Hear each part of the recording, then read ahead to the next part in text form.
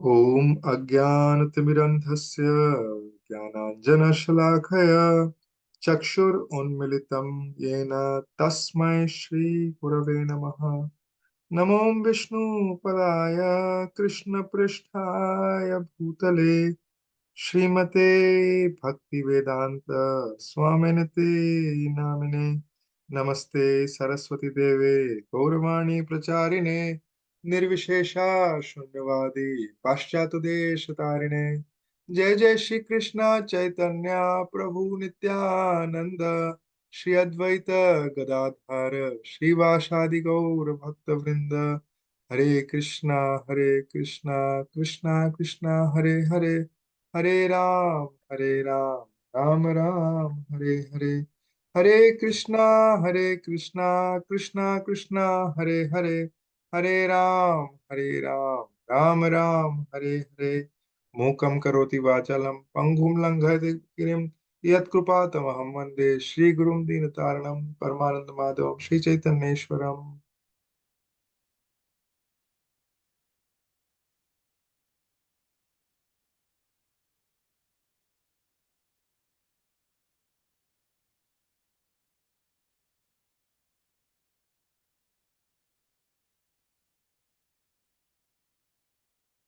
आनन्दलीलामय विग्रहाय हेमाभ्य दिव्यच्छविसुन्दराय तस्मै महाप्रेम रसप्रदाय चैतन्यचन्द्राय नमो नमस्ते। चैतन्यचन्द्राय नमो नमस्ते। चैतन्यचन्द्राय नमो नमस्ते।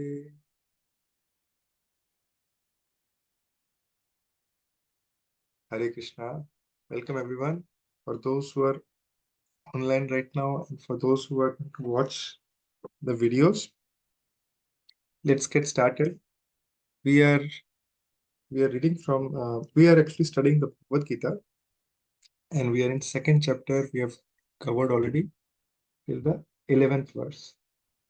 So before starting the recording, we were just doing some revision around like, okay, whatever we have covered so far. It is very, very important as we move further to understand the fundamentals that start okay, as Krishna starts conversing in this second chapter. So let's do a quick recap of what we studied in our previous session. So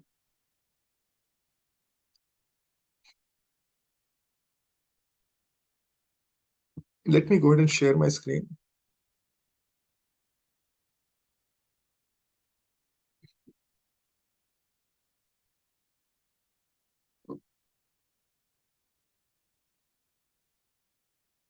So Krishna in this second chapter, 11th verse, he's chastising Arjuna, saying that okay,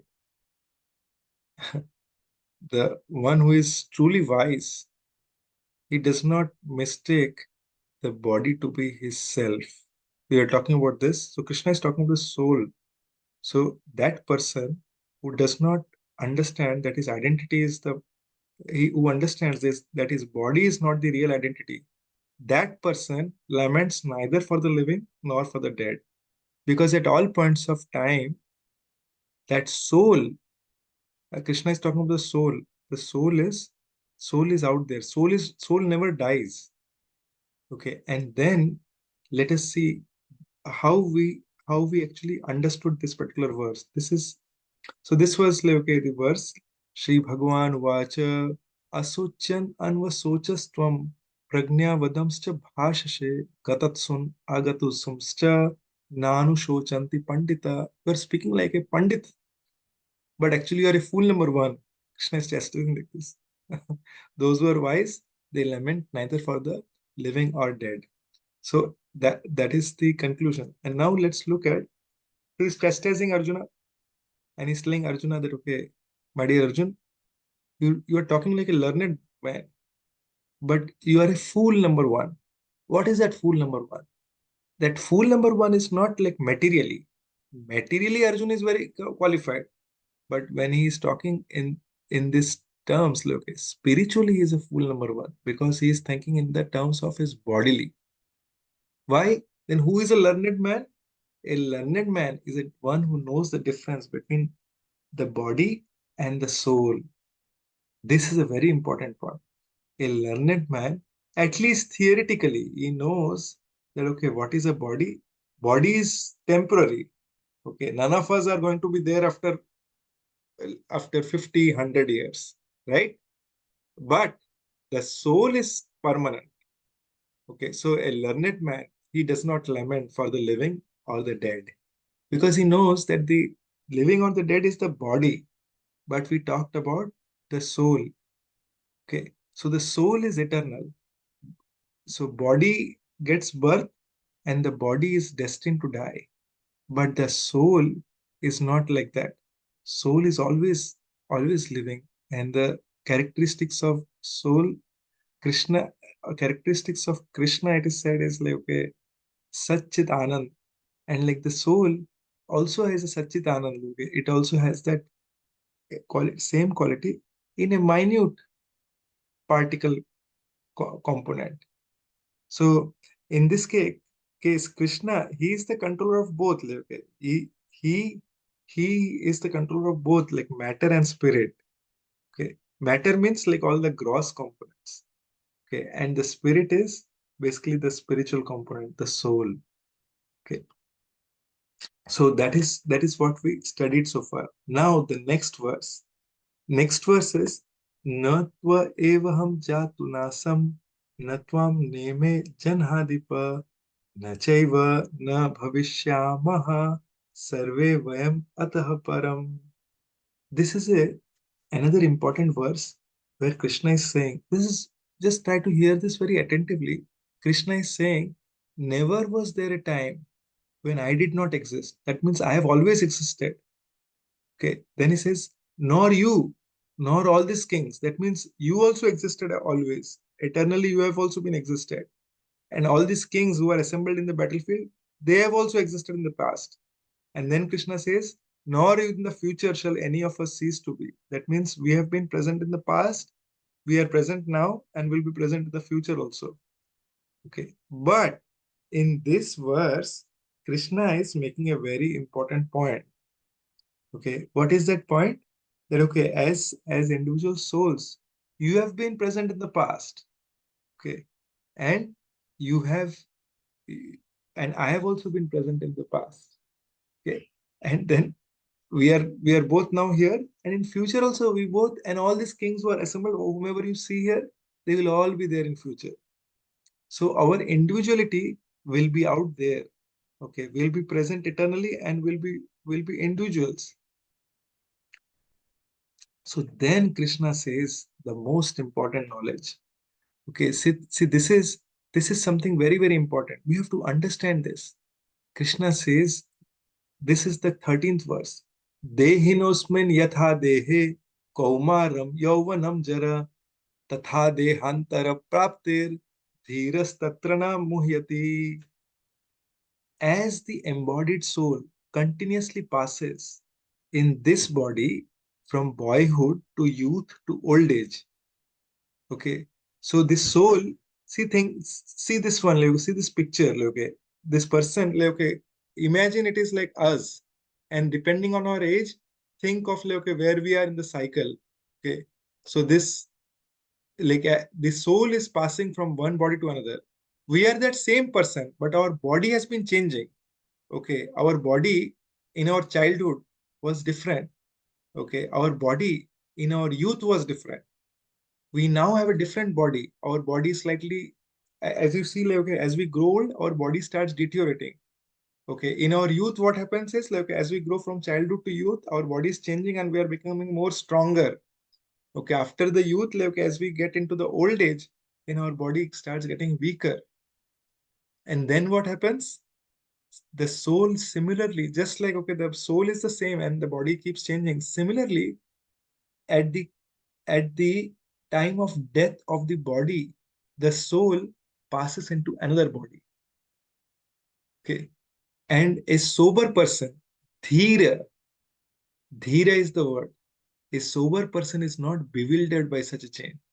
A sober person does not get disturbed by such a change. He knows, like, okay, when he sees around, like, okay, that, okay, if I'm going to die, that's fine. Like, okay, I'll have a new body. Okay, what type of body it will be? That Krishna will say in future. Okay, but the thing is that, okay, and that no matter, see, like, let's take an example here. A child, right? A mother loves the child, a 5-year-old child. We have all been children, right? Now my mother is also here. So if my mother says, like, okay, oh, like, just as she would take care of the 5-year-old child like myself, now now 40 years have passed, like, okay, now I'm 45. Now that same body will not be available. That same form will not be available. So the same, so even if, like, now if you look at it, like, okay, oh, this person is looks very different from what it was in the earlier body, but the soul is still the same.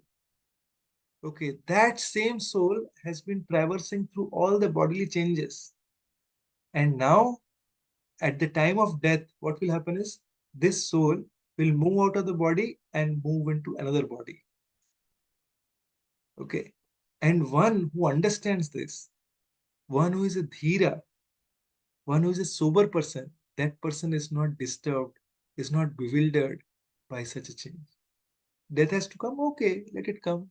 Okay, I am, my identity is, I am, like, that is a spirit soul, and we should not be bewildered by that.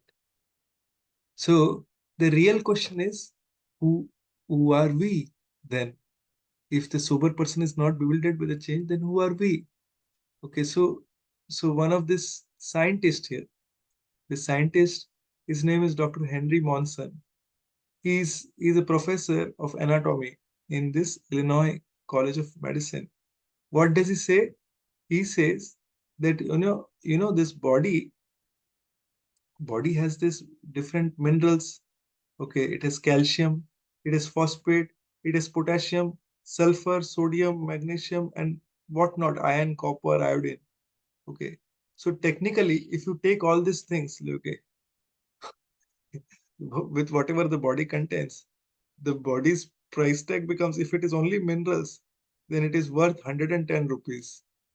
Okay, now does that mean, like, okay, our body is worth only 110 rupees with whatever the quantity of mineral that is there? No, it is not that.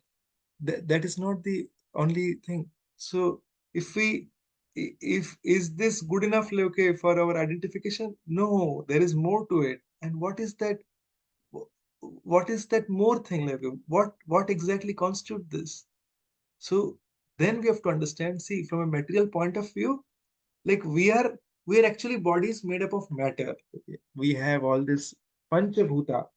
Panchabhuta is like, okay, air, water, ether. We discussed this, right? So fire. Okay, so we are made of those five material things, but that is not our only identity. Okay, if you look at only those, then we become just a bundle of some chemicals.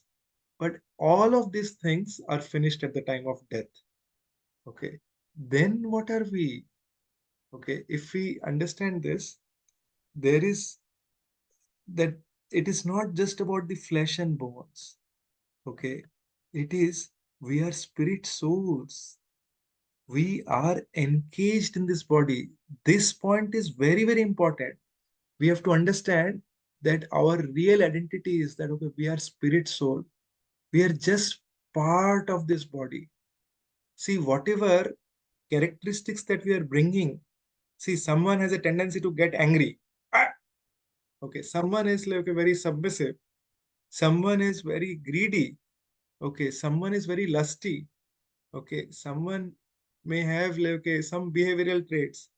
You will see, and then, okay, we also have a tendency, okay, I don't know this person, but I don't know this person, but I don't like that person also. I don't know why I don't like that person, but somehow whenever I come across this person, I somehow don't like it. Where exactly is all these experiences coming from? It is coming from our past conditioning. This is very important to understand. So we do not die when our material body stops to function. Our material body may stop to function, but we do not die with that. See, we should, with this, like, if we understand this, then we will completely lose the fear of death. Okay. Okay. If we have slightest fear of death, all our fear of death will be gone because we have absolutely nothing to lose. We are eternal, just like the bird that is trapped in the cage. See, look at this bird. Okay. This cage. Okay. Uh, so the just like this bird is there, similarly we are also spirit soul. We are trapped in this cage of body which is made of five elements: earth, water, fire, air, ether. Okay, now think about this. Now if this lady is only feeding this, if the lady is only coloring the this cage nicely, golden color, silver color, at the end of it she will see that the bird has died because she did not feed the actual bird. She was feeding all time the cage. Okay, so if we are just working to maintain our body, okay, then we are just like that old lady trying to keep the cage very polished and nicely. But what is it that we have to take care of? We have to take care of the bird within. The old lady has to take care of the bird within. And so similarly, we have to take care of our soul. We have to make sure that the soul is nourished. So as Lalu Baku was mentioning before we started recording this, most people do not know about the real identity of the soul, real identity as the soul. See, the most people are in the material platform, and all the time what they are doing is they are taking care of their body, their family, their everything. Like they are basically polishing the cage, just like pampering the body, okay, without feeding the soul. Right? So this is what is happening. And how does that happen? So like, okay, there are how do we understand this, that the soul is to be fed? Are there any examples? So it says like, okay, see, one is obviously like, okay, we can apply some common sense. Okay, then there is a consciousness, then there are near death experiences. We talked about this, and then we'll talk about some reincarnation research actually. Let's look at this. This person died. Okay, so what is the common sense here? We say he or she has passed away. We discussed about this, right? वो चल बसे. Okay, कौन चल बसे? ये तो यही है. Who has passed away? This person is right here. Then who has passed away? See, the body is still there. Don't we say this? Like, okay, see, in any language you see, huh? Like someone will say, "Oh, to chole galo এখন," right? In Bengali we say that. Right? But who has gone? The body is out there. What has gone? The body is out there. So it is, they are talking. See, even common sense also says that, okay, the body is there. Who has passed away? It is the spirit soul that has passed away. Now, see, the soul has passed away. Now, this is, we talked about the common sense. Now, let's look at the consciousness. See, the consciousness is your dead matter is not conscious. If you put a camera, the camera will say, okay, I see red light, this, that, right? It will say like that.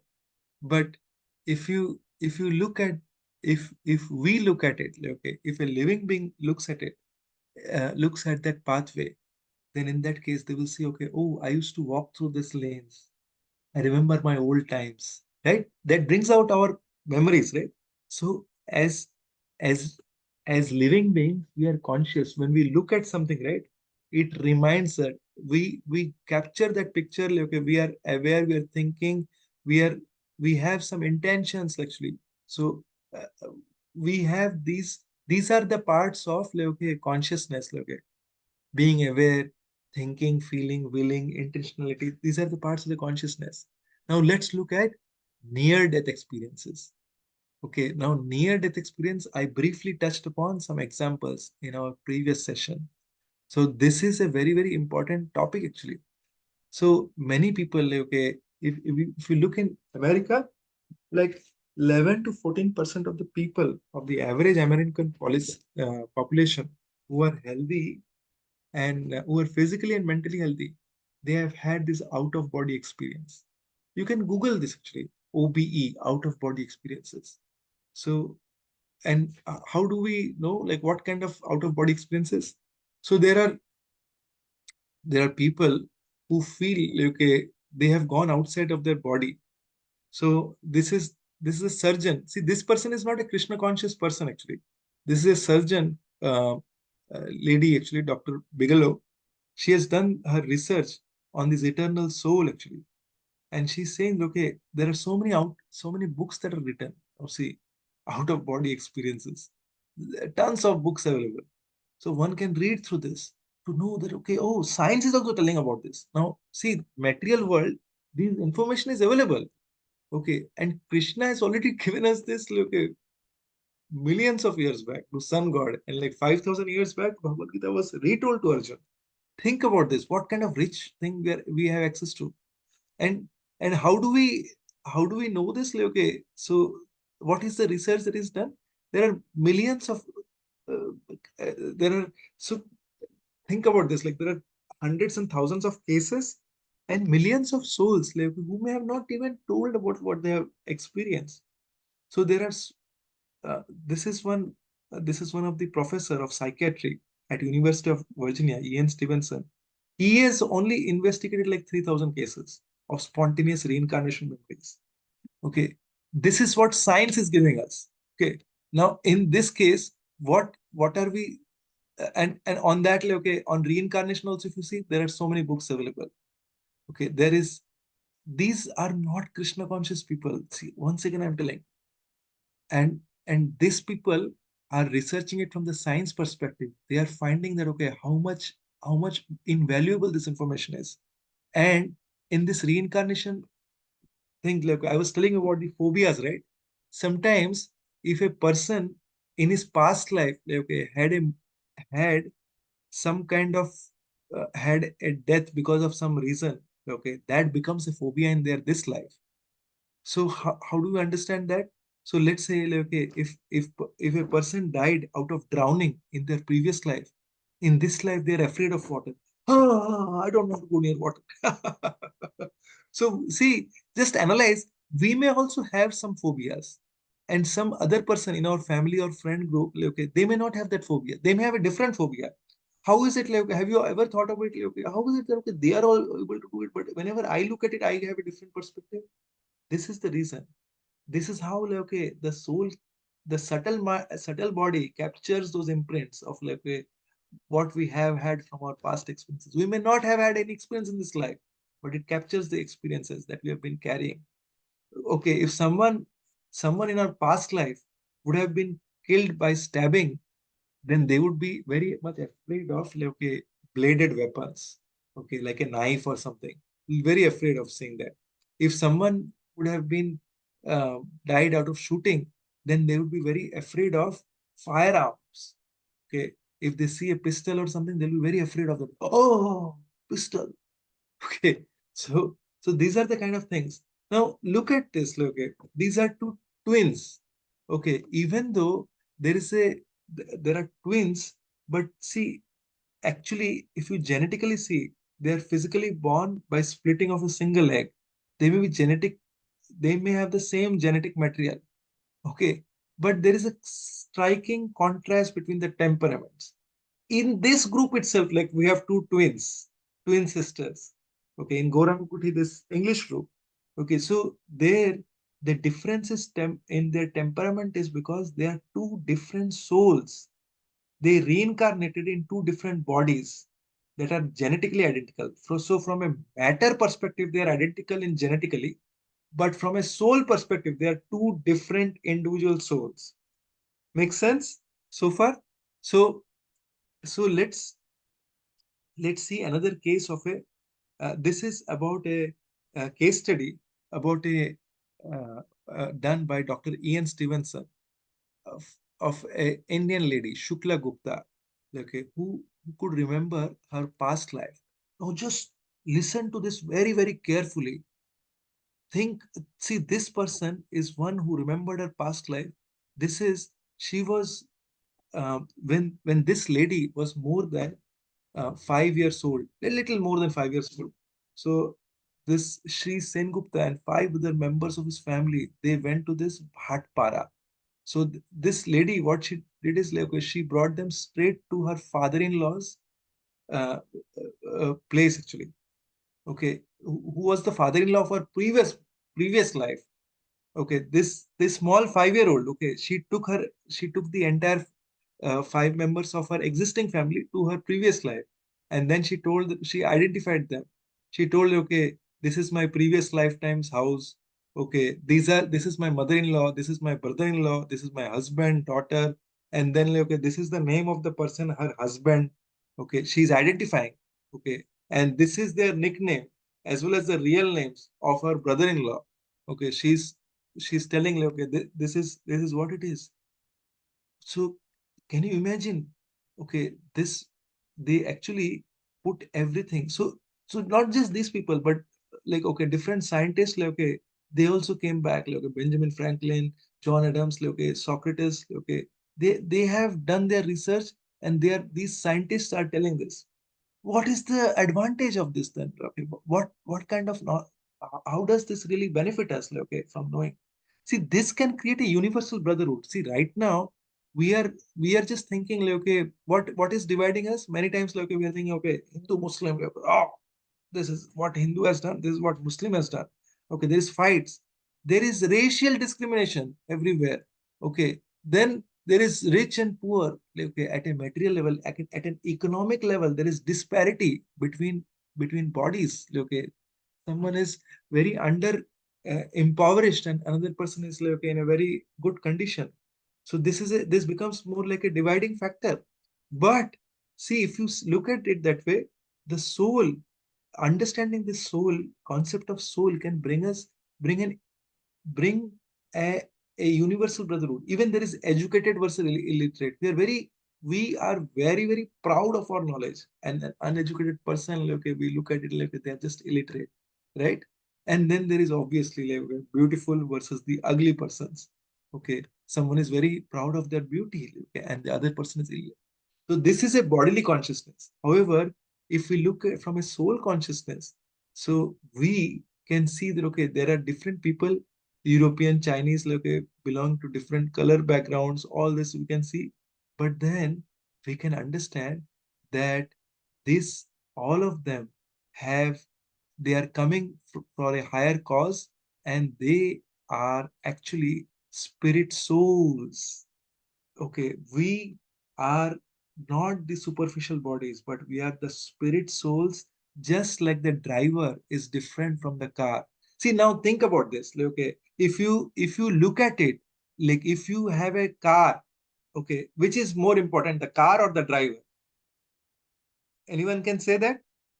Which is more important? Car? Yes, Mohan? A driver? Yeah, driver is more important. Obviously, the car is a dead material.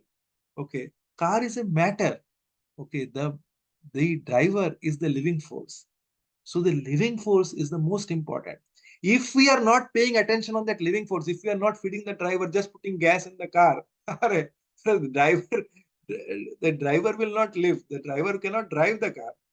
So similarly, we should know where we have to put that fuel, which thing is most important.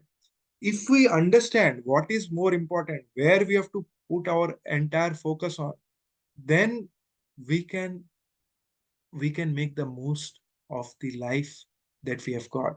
Because as a driver of this body, who is in control? Is my soul in control, or am I focusing on myself? Do I know enough about the soul? So this is very important.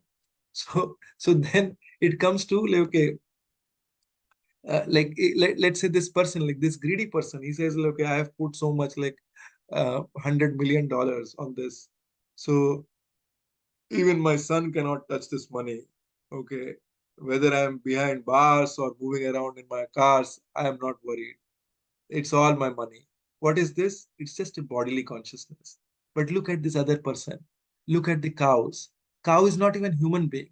Okay. At just like by looking at this, looking at another living being, the person thinks that okay, they are suffering without food. Let me arrange some grass for these cows. Okay.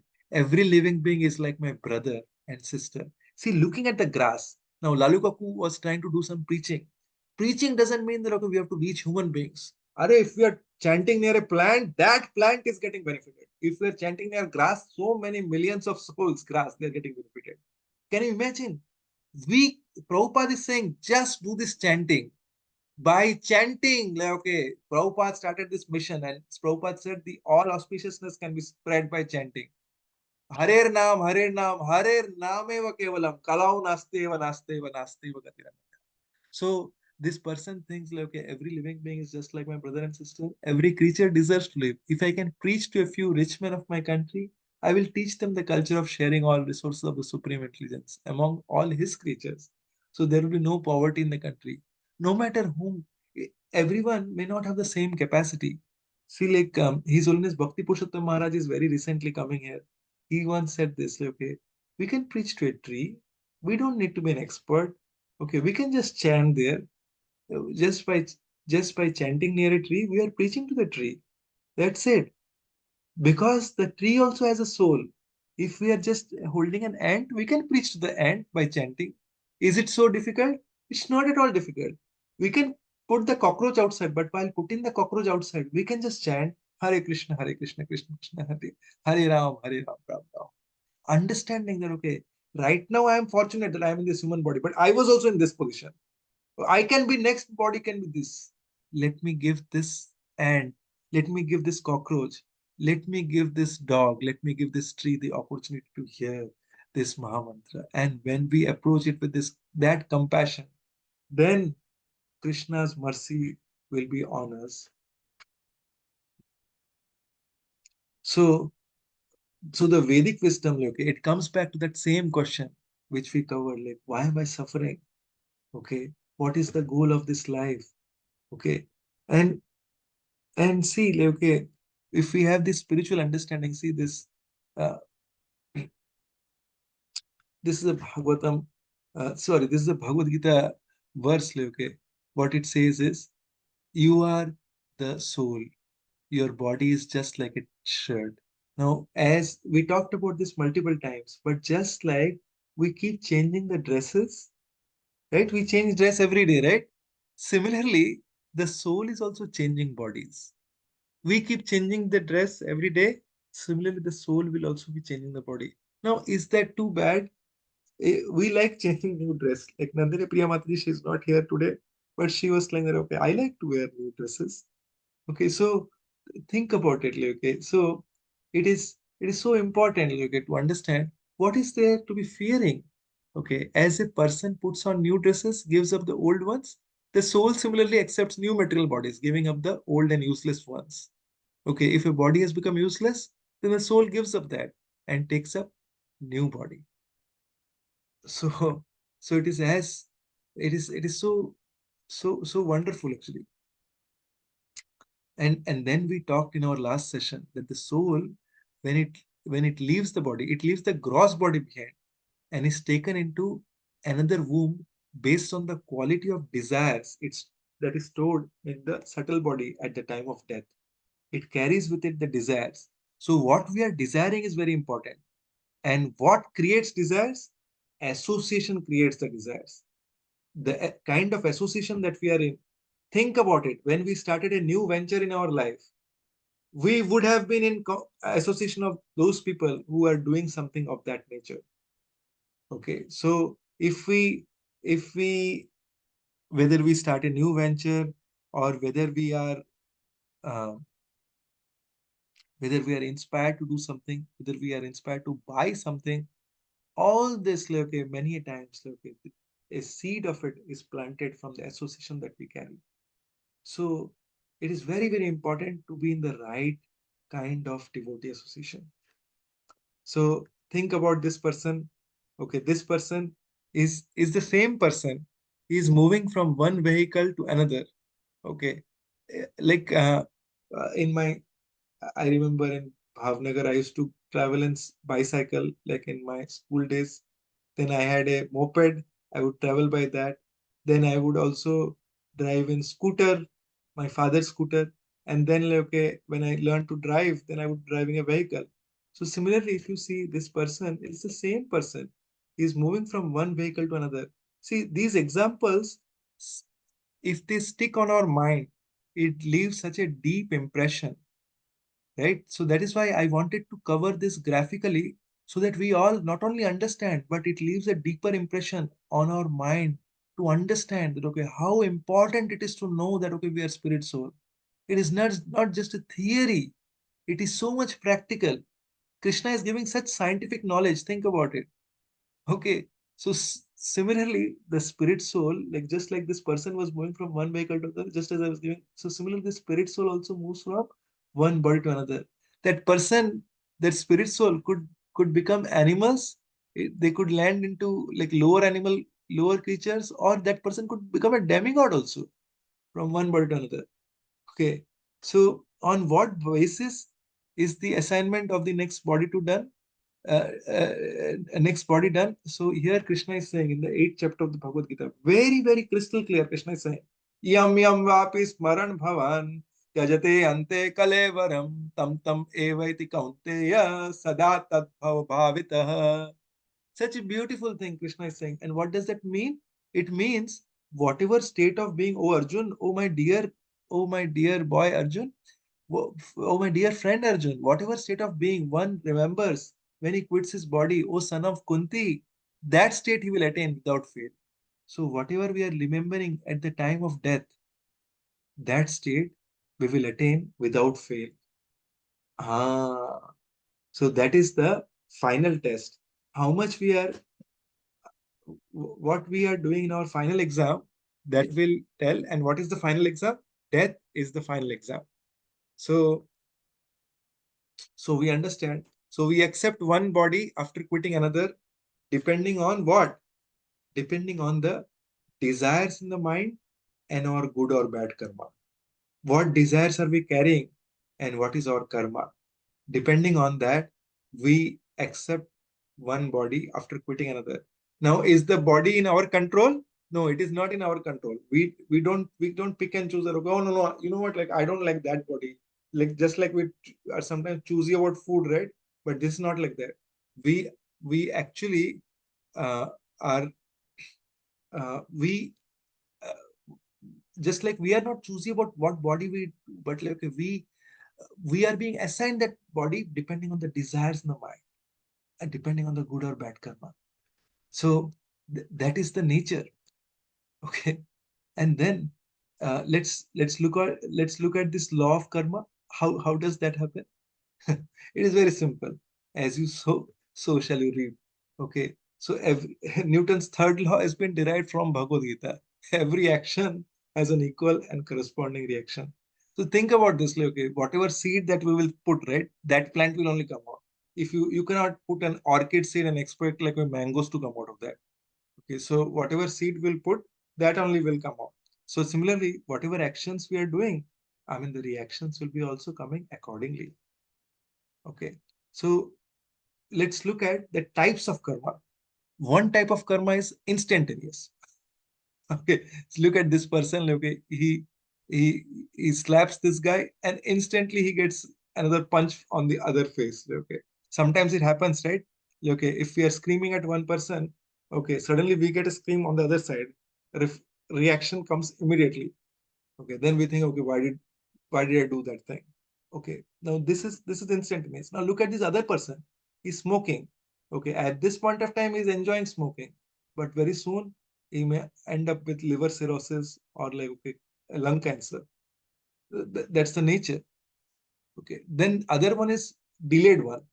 So just like if you put an um, apple seed, it will not become a, you will not get instantly apples. It will take some time.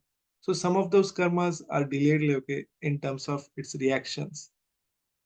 And so uh, in this case, we have got the advantage. We are in the human form of life.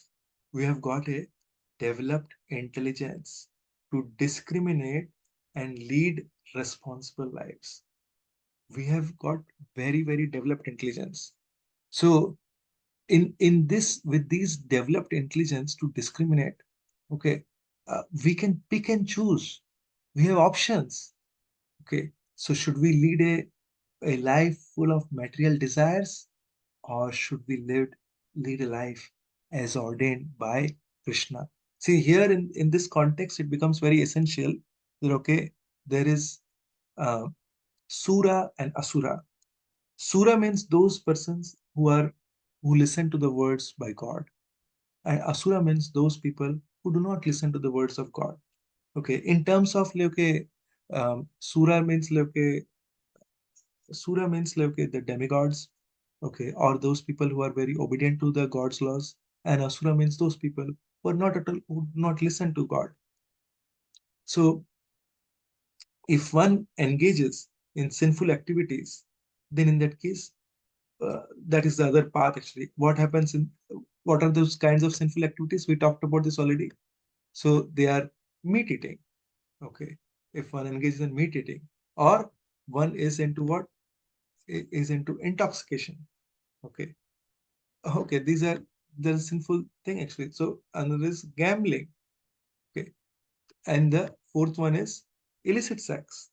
Okay. If one is into this kind of things, is engaging in, these are the four pillars of sinful life.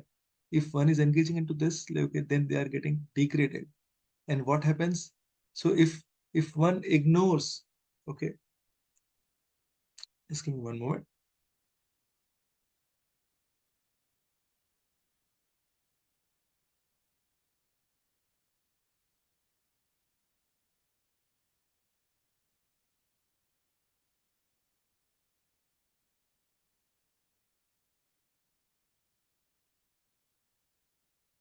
So when one ignores God's laws, and when engages in sinful activities, then slowly what happens is one glides down into animal bodies.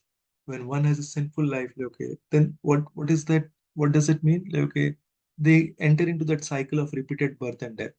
It's terrible actually. Okay, and in every life, okay, they have to suffer, like to go through all this sufferings. Okay, it's very pathetic. Bhagavad Gita, if you have the English version, it is very, very clear that, okay, see, if one is into this meat eating, okay, you can have, Krishna doesn't interfere with that. But then what happens is they get a tiger body in the next birth.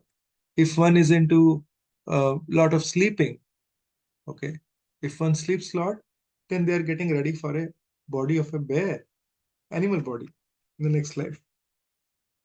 And these are all, these pictures are from Bhagavad Gita. And then if one is into all this, uh, uh, is is exposes the body, okay, then in that case they get the body of a tree. You can expose as much as you want in your next birth. So similarly, if we obey God's laws, following following the principles, uh, then in that case our life could be very difficult. And what are those principles? It is satyam, saucham, daya, and tapas. Okay, austerity, sacrifice, okay, and then knowledge and association of saints. So it builds completely a different paradigm altogether, and our life is, it it changes completely our paradigm. So in that case, like, okay, we have to get the association of the saints. We have to understand how we should carve our life. In If we follow a life, sincere life, okay, in the association of devotees, with austerity, with sacrifice, we try to gain the knowledge about God consciousness, Krishna consciousness, then we can attain the supreme destination at the time of death. Then we don't get any more birth, old age, disease, or death further, and we are completely freed from that. So that is the thing. So we already talked about this, the ABCD formula. We talked about this ABCD, association, books, chanting, and diet. And obviously the last one we spoke earlier, that is seva actually.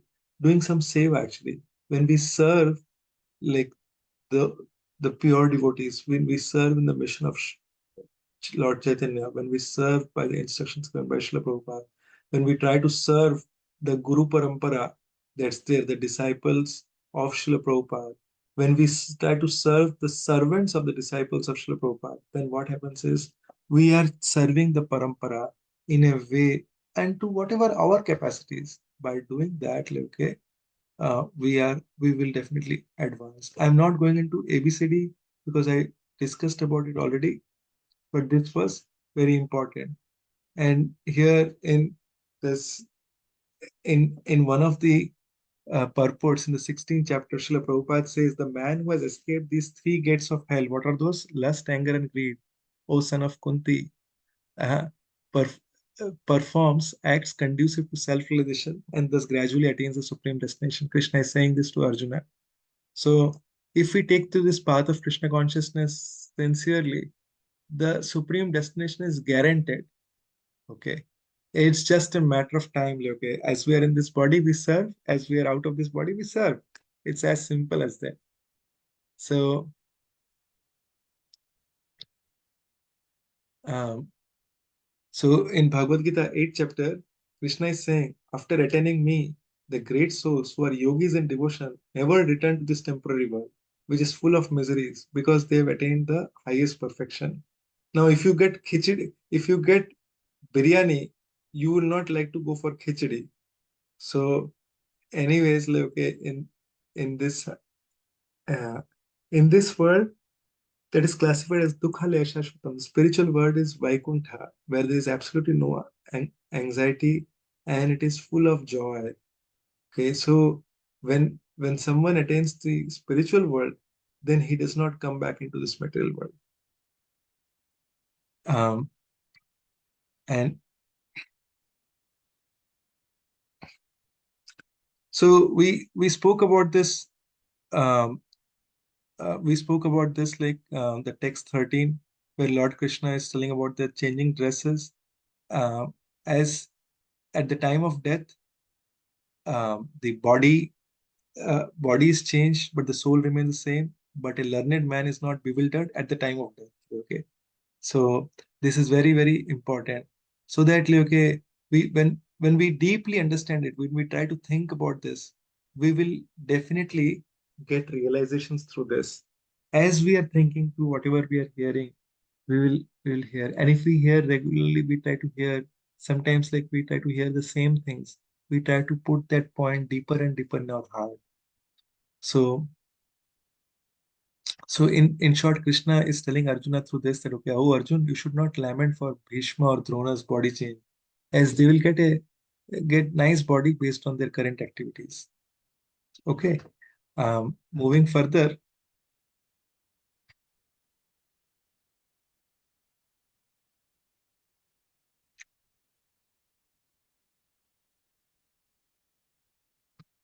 so